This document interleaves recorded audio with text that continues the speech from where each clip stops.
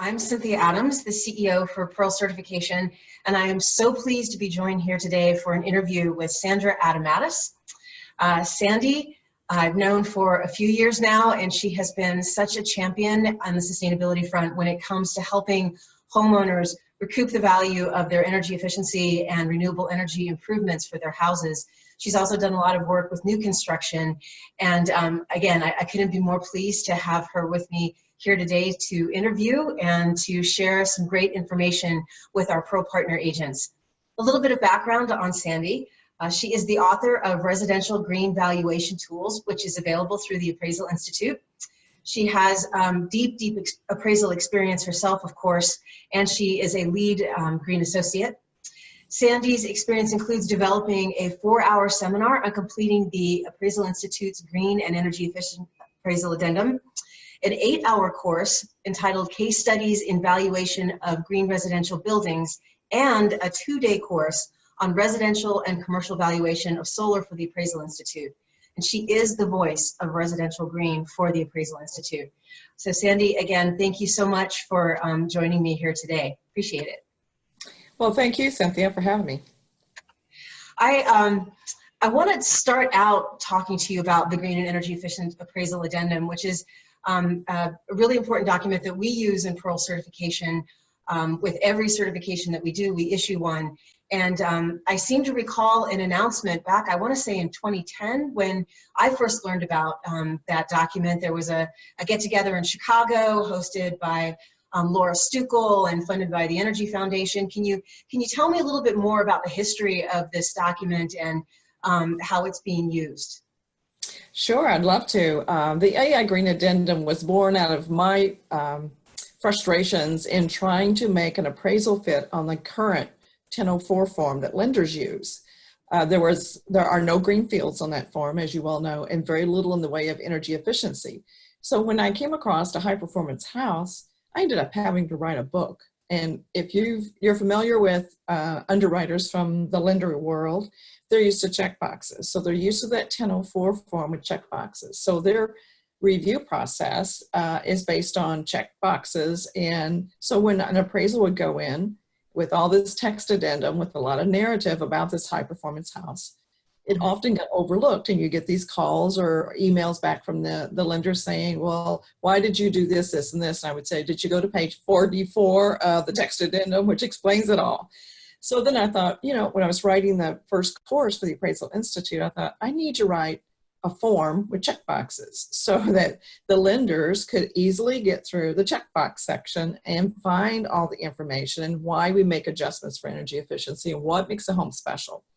So that's really how it got started. So then I did that, and then I turned it into the Appraisal Institute and said, would you guys publish this? I think it would be a great asset for us to push this out there because the forms just don't fit.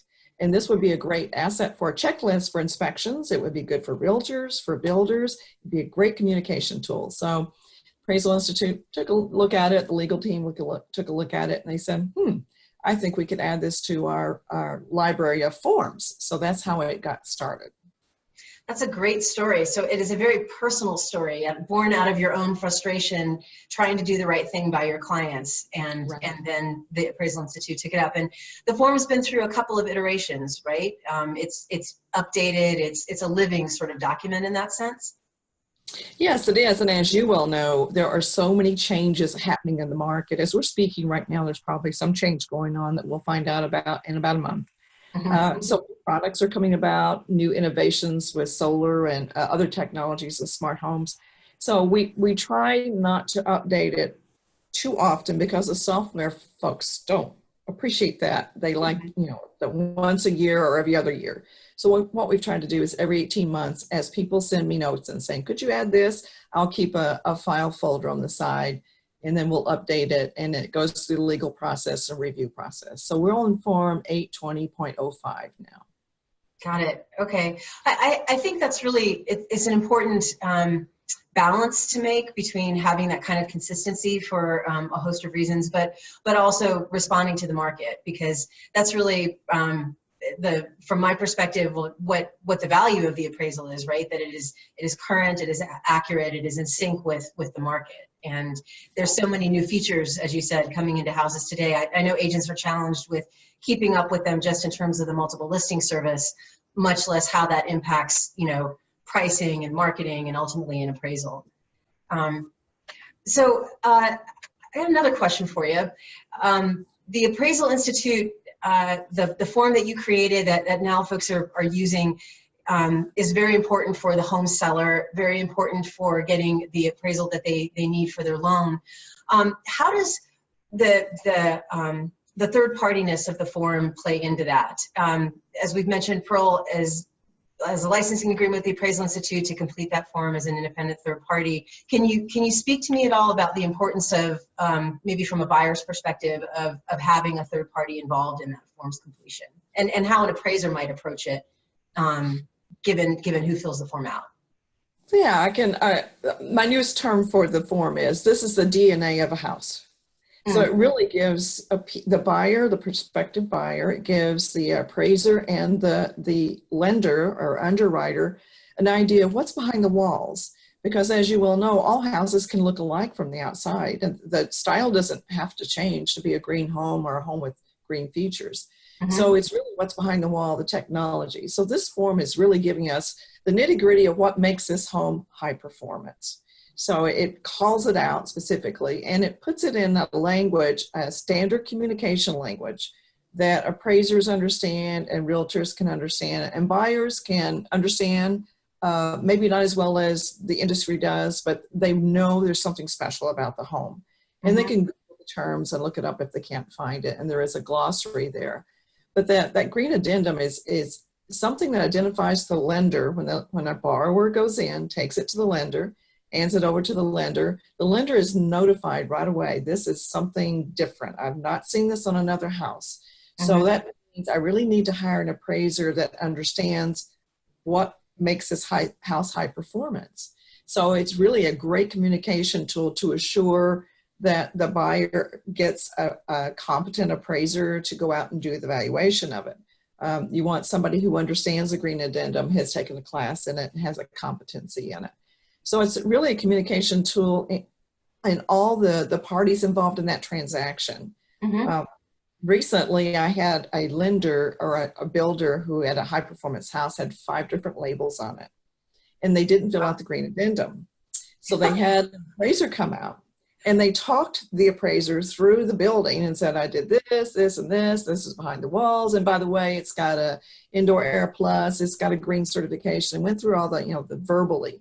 The appraiser leaves, the appraisal comes back, there's not a thing mentioned on it, and it even says it is less than code built because it was built by Habitat for Humanity. Oh, so, my. Yeah, so the Habitat called me out, and I started asking questions. I said, you've heard me present before, did you give them the green addendum? Well, no, I've been thinking about filling it out, but haven't filled it out. Did you give them any of the certifications? No, I didn't give them the paperwork. Did you give them the HERS rating? No, it's not ready yet. Well, I went to the HERS registry and it was already on the registry. And he said, how did you know that? And I said, because the registry's open now. Anybody can go in there and find out if you have a HERS rating. He goes, well, I didn't know that. And the appraiser didn't know that. And the appraiser didn't understand what a HERS rating was anyway.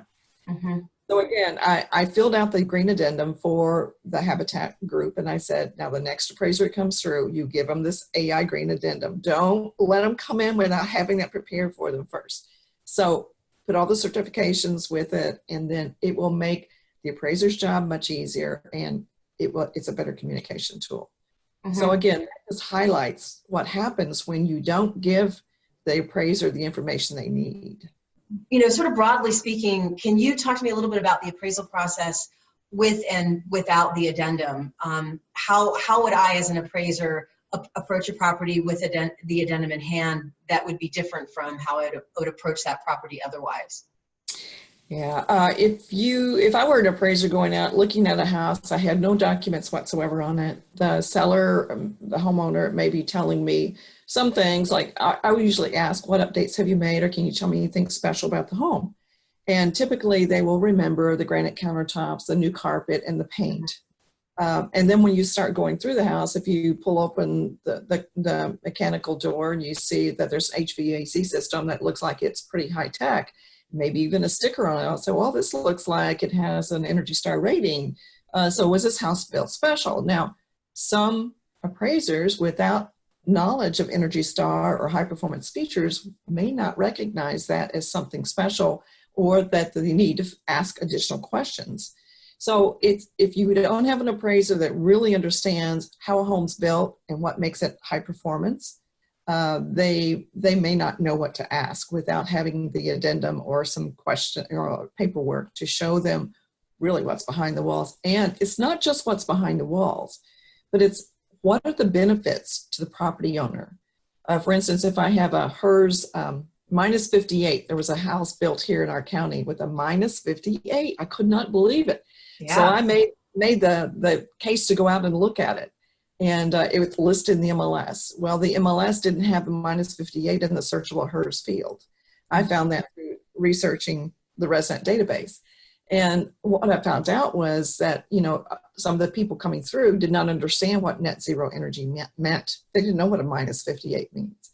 So again, that you would find that on somebody who did not have the AI Green Addendum. Because along with that addendum, like I said, it has a glossary there. So if the appraiser's not familiar with that, they can go to the glossary and it'll give them a link to go and find out more information about that particular term. Mm-hmm. In reality, because Fannie, Freddie, and FHA have a guideline that says a lender is required to hire a competent appraiser or an appraiser with requisite knowledge.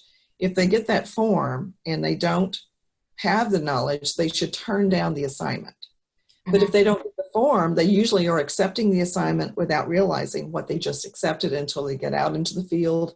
And maybe they've already done the appraisal, and then the homeowner starts screaming that the appraiser does not recognize energy efficiency or green features at all. Mm-hmm. And then that's when the appraiser goes, well, I didn't know it was there. Nobody told me. Right. So that's what can happen if you don't have that paper trail to go along with that communication tool. That sparks the whole difference in the whole transaction. Let me back this one up because I'm going to jump to, I'm a real estate agent. And I did everything that I was recommended to do from Pearl. I gave, you know, the buy-side agent the information in a timely fashion. And we still got back an appraisal that looks like it didn't take anything into account. How do I manage that as a seller's agent? What do I do? All right, you do have a recourse. Now, a lot of there's a myth out there that once the appraisal comes in, it's in concrete, nobody could ever change it, you can't call anybody. Here's what I always suggest. Mm-hmm. After the appraisal is done, you never call the appraiser. You call the lender, because the appraiser has a confidentiality obligation to their client. Well, their client is the lender. It's not the borrower or the seller. It's the lender, because the lender is the one that hires the appraiser. So what the realtor should do is contact the lender and say, I have some concerns. I would like a formal reconsideration of value.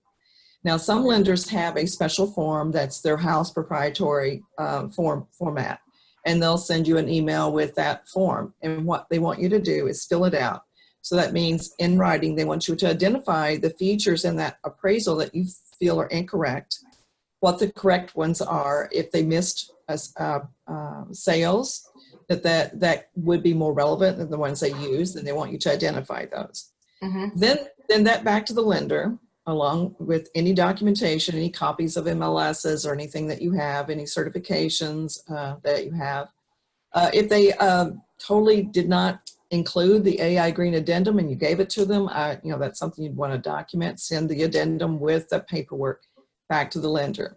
Now, if you file that formal reconsideration of value, the lender has to track that through their system, because the lender cannot hire a second appraiser without having some good reason to do that. So they have to document everything they're doing. That's a Dodd-Frank regulation.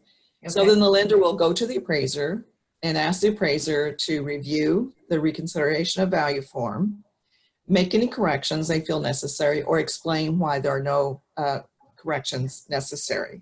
Mm-hmm. So that's the process that you would follow. And, I've had some builders, I do consulting for builders and realtors in these situations. There are times when I look at the appraisal and I go, No, they did identify these. They've given you good support. There's really nothing to reconsider here. In other cases, I would say, yes, let's go forward with this. So one thing that I hear frequently from agents and that have run into these problems, and most of the time I think that they don't know about the reconsideration of value. So thank you for sharing that. The frequent sort of reason that we hear appraisers can't assign any additional value, even though the house has got all these performance features, is they can't find any comps for it. Can you say a few words about that as a reason why appraisers don't do their job? Well, if an appraiser tells you they can't give it any value because they don't have comparables, you have an appraiser with a toolbox with one tool. Mm-hmm. I've been appraising for 35 years, and we've had tools in our toolbox that allow us to value things even when there are no sales. It's crazy to say that you can't value something because there's no sale. There are other tools in the toolbox, and I'm very happy to say that the FHA and Freddie Mac guideline has very clearly identified that now with steps. If you have no sales, you can use a cost less depreciation. If you have no sales, you could also use an income approach to value that feature. Mm-hmm. So those guidelines, Freddie Mac and FHA, are very much in line with the appraiser's guidelines called USPAP, Uniform Standard of Professional Appraisal Practice. Okay. Because it says use all applicable approaches. Now, Fannie Mae, here's where the misconception comes in, and the discussions out there about I have to have sales. Mm-hmm. Fannie Mae's guideline says that the appraiser must identify the energy efficient or green features, and they must analyze them. And if they determine that based on market reaction, those are the two words that cause so much confusion, mm-hmm. then they are to make an adjustment. Well, underwriters in the market, the lenders underwriters that review the appraisals have taken the two words market reaction to mean only sales. Well, you and I both know that the market reacts to cost. If I overprice a house, it doesn't sell until I bring that price down. So the market does react to cost. The other thing is income. The market will react to income, whether it be rental income or whether it be savings from produced by a solar system or savings from energy efficiency. Mm-hmm. They will react to that. If you tell them you can buy this house, pay X amount, and your utility bill will never be over about $25 a month based on the HERS rating and the solar system, mm-hmm. they will react to that if they know all the details. So those are the three approaches to value. The big thing is that the appraiser has to have knowledge on how to use them, how to articulate them, and how to support them in the appraisal report. I hear all the time, well, I use the cost approach and I use the income approach, and I didn't have any kickback. But then I have others who said, well, I used that and I had a kickback. Well, it may be because you didn't articulate it or support it properly. Excellent. So winding up on our interview here, is there a question that I didn't ask you that I should have that maybe addresses something that you've seen or heard a lot that would be helpful for an agent to know or understand about this appraisal process or the addendum? I don't presume to know all of the great conversations and feedback that you've gotten, so this is sort of an open time for you. What should I have asked you about that I didn't? Well, you mentioned the brochure that has the letter that you also provide to your clients, the appraised value and energy efficiency, getting it right. I highly recommend every realtor take that brochure. I don't care if the house is high performance or not. They really should take that brochure, take a look at it. It will give them links. It will give them what their rights are in the appraisal process. Mm-hmm. It will give them a sample letter that they can devise and put on their own letterhead and give to the borrower to take to the lender. The lender needs all the ups they can get. You got to remember, sometimes when they get that address, they're going to pull a public record on it. Public record doesn't give you all the updates on a home. It doesn't tell you a lot about the energy efficiency of a home. So give them a heads up so that they can do the right thing by the borrower by hiring somebody who understands that. And I would also say, realtors, I would love to see us communicating better. We've gotten better in the last 10 years. We've worked in silos for way too long. All of our industries worked in our own little worlds, and we didn't communicate with each other. It's only a win-win when we all get in the same room and we all talk about our challenges and solutions, and that's the way we win in the market. So that would be the big thing I would like to leave this interview with. Fantastic. Thank you, Sandy. I think those are all excellent points, and we'll strive to make available to our Pro Partner agents all of the documents that we've referenced here in this discussion, either via link or via PDF, depending upon the document. I look forward to the next interview that we'll be doing, which will focus on solar. So agents, if you're viewing this one or you're listening to the podcast, I hope that you've learned a lot from it, and we hope that you'll join us for our second interview with Sandra Adomatis. Thanks so much, Sandy. Look forward to speaking with you soon. Thank you.